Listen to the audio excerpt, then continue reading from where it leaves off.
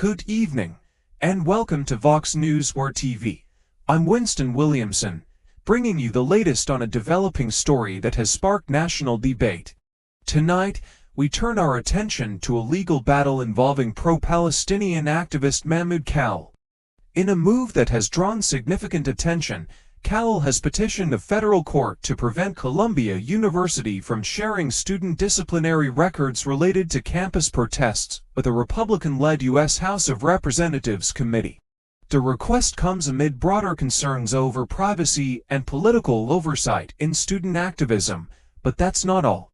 Khalil's legal team is also challenging his detention in Louisiana, arguing that his arrest was politically motivated.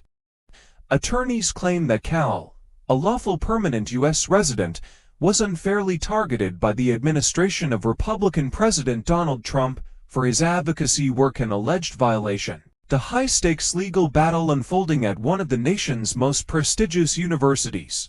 Student protest organizers are speaking out, arguing that criticism of Israel's actions is being unfairly equated with anti-Semitism.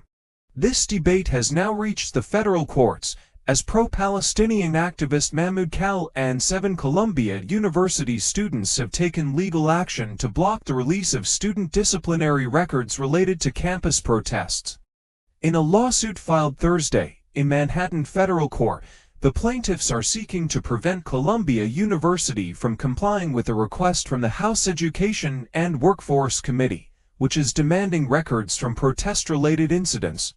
The legal developments from New York City, where tensions are rising over the controversial detention of Mahmoud Khalil, a university student arrested by federal immigration agents outside his residence in Upper Manhattan. Demonstrators have taken to the streets, with more than 150 protesters storming the lobby of Trump Tower in Midtown Manhattan earlier today, holding signs demanding his release and calling for justice in Palestine.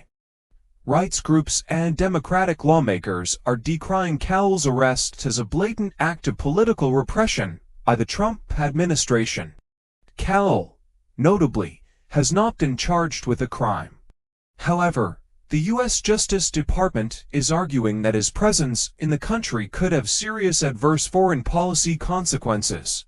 In a late-night court filing, government lawyers urged a federal judge to dismiss Khalil's legal challenge or relocate the case outside of New York. This request is based on a provision of the U.S. Immigration and Nationality Act, a rarely invoked law that allows deportation if the Secretary of State deems an individual's presence a potential risk to American foreign policy. Secretary of State Marco Rubio has reportedly justified Khalil's detention under this measure, although the Justice Department has yet to provide specific evidence linking him to any threat. The administration has claimed without substantiating its allegations that Khalil has ties to Hamas.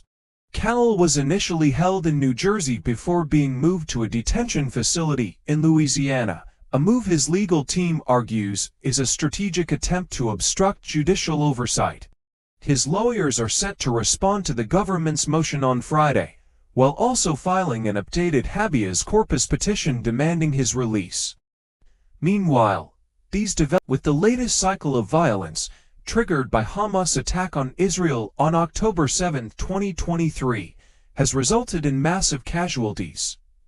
Israeli sources report 1,200 deaths and 250 hostages taken during the initial attack, while health officials in Gaza say Israel's retaliatory strikes have since killed over 48,000 Palestinians. The humanitarian crisis has displaced nearly the entire population of Gaza, leading to widespread hunger and accusations of war crimes, claims that Israel has strongly denied. As this legal battle over Khalil's fate continues, the political and diplomatic implications remain profound. We will bring you further updates as this story unfolds.